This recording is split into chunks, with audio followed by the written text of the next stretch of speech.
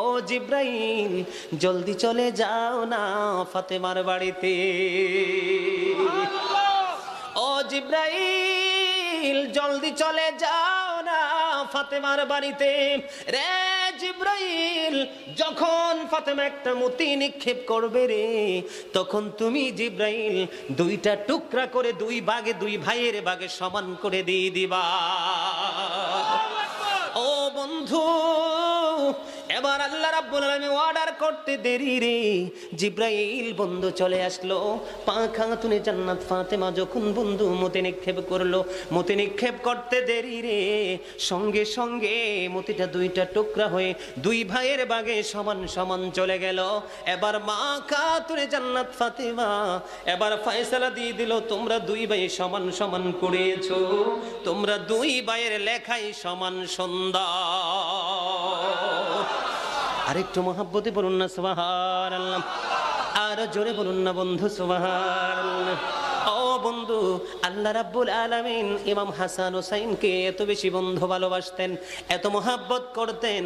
ও বন্ধু, তাদের শিশুকালেও যদি তারা কিছু চেয়েছেন, আল্লাহ রাব্বুল আলামিন জান্নাত থেকে তাদের জন্য পাঠিয়ে দিয়েছে। এটা আমার বন্ধু বানানো কথা নয়, বন্ধু বিভিন্ন কিতাব থেকে বিভিন্ন তথ্য সংগ্রহ করেছি।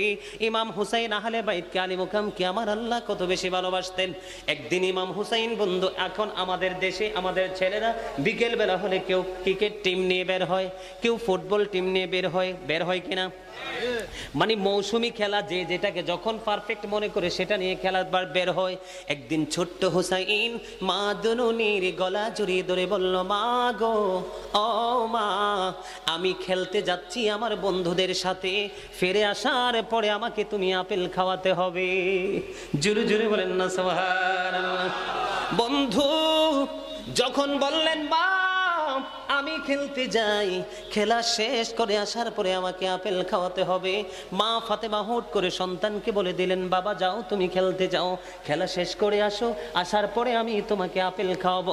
বন্ধু ইমাম হুসাইন খুশি হয়ে চলে গেলেন বন্ধুদের সাথে খেলার জন্য।